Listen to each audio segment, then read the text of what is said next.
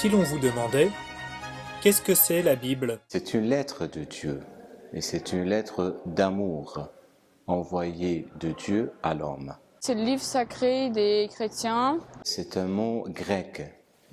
En grec, on dit Biblia. Elle est composée de plusieurs livres. En fait, c'est une vraie bibliothèque. Soit c'est l'Ancien Testament ou le Nouveau Testament? Et Biblia, c'est-à-dire un ensemble de livres, puisque la Bible, c'est une bibliothèque en elle-même. L'Ancien, c'est un petit peu en amont, tout ce qui était un petit peu, pour moi, c'était un petit peu la guerre, enfin, œil pour œil, dent pour dent. La Bible contient 73 livres, 46 dans l'Ancien Testament et 27 dans le Nouveau Testament.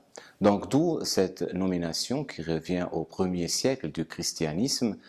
Et le Nouveau Testament, pour moi, c'est l'amour du Christ, c'est la parole de Dieu, mais je ne vais pas dire revisiter, mais surtout avec cet amour, cette compréhension, cette compassion. Comme il y a plusieurs livres, il y a plusieurs auteurs. On a commencé à écrire 1000 ans avant Jésus-Christ et 100 ans après Jésus-Christ.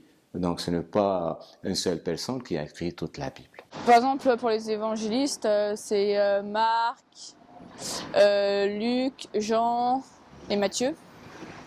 Et après, il y en a plein d'autres. Il y a Paul pour les lettres, etc. Il y a une grande différence entre la Bible et le Coran.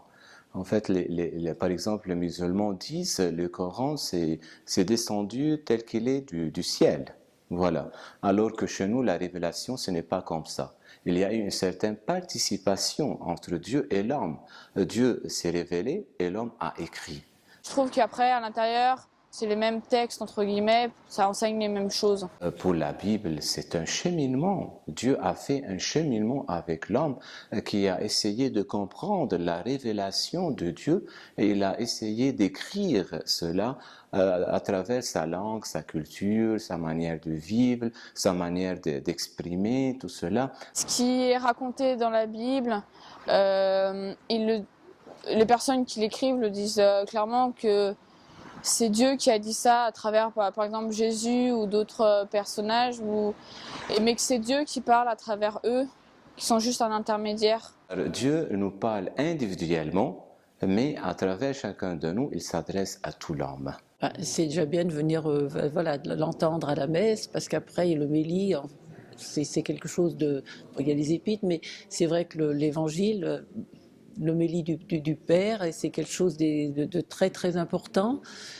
C'est un peu un décryptage de la parole. Mais en même temps, la parole de Dieu, la Bible, qui s'adresse à moi, il s'adresse à toi et à lui et à tout le monde.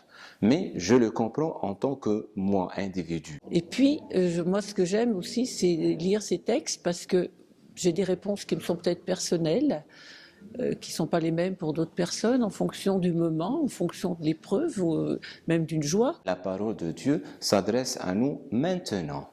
Et il faut ouvrir le cœur pour savoir comment comprendre cette parole et comment réagir avec cette parole. Est-ce que ce ne serait pas l'Esprit Saint, peut-être l'Esprit de Dieu, qui nous donnerait des réponses personnelles? Il doit la lire à la lumière de l'Esprit Saint et en tant qu'une lettre d'amour qui s'adresse à lui maintenant pour répondre à tout ce qu'il vit. Chacun pioche ce qu'il veut déjà dans la Bible et chacun prend ce qu'il veut et retient ce qu'il souhaite. Cet esprit peut nous visiter, pourquoi pas? Oui, il est pour tout le monde.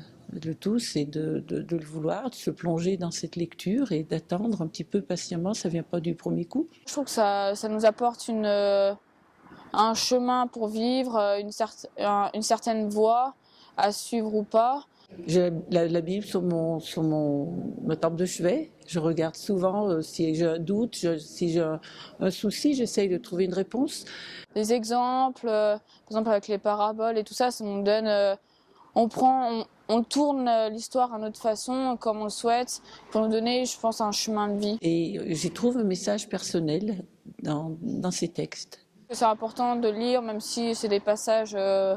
qu'on peut pas piocher un peu n'importe où et n'importe quoi, parce que ça nous apporte toujours quelque chose de toute façon. Rester ancré au Seigneur. On est dans un monde qui bouge très très vite, on est un petit peu dans un tourbillon Et si on ne prend pas le temps de se plonger dans la Bible, dans cette parole, je veux dire, enfin, c'est peut-être un peu bête, mais on décroche un petit peu. La parole qui existe dans la Bible, c'est la parole de Dieu. Et puisque cette parole vient de Dieu, donc c'est une parole sacrée. Et c'est bon de se replonger dans cette parole, de la relire, de trouver des réponses.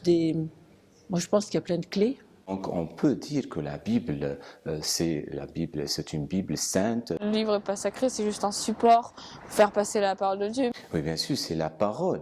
C'est la parole, ce n'est pas le livre en lui-même, les mots et tout cela. Lorsqu'on lit la Bible, on doit découvrir la parole de Dieu qui est dans la Bible. Je pense que la foi, ça se cultive, ça ne vient pas tout seul, et après ça s'entretient.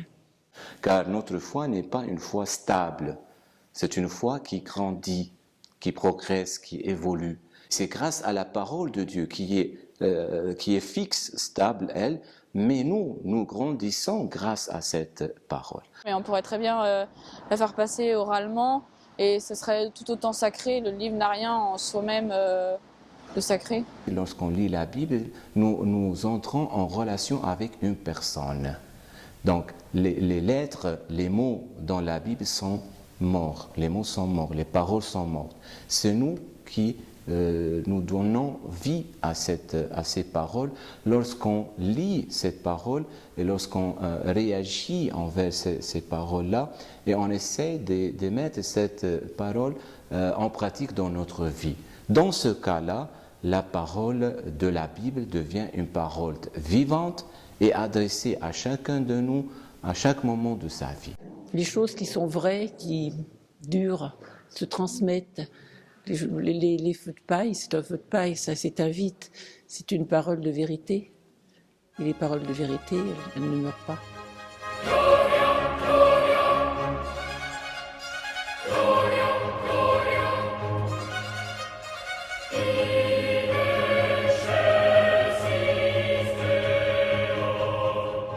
C'est un peu dur de trouver des exemples comme ça, mais c'est sûr que ça nous aide forcément au quotidien. C'est bien pour ça qu'on écoute l'évangile tous les dimanches. Enfin, c'est pour le mettre en pratique après derrière la semaine. Mais après, j'ai pas d'exemple comme ça.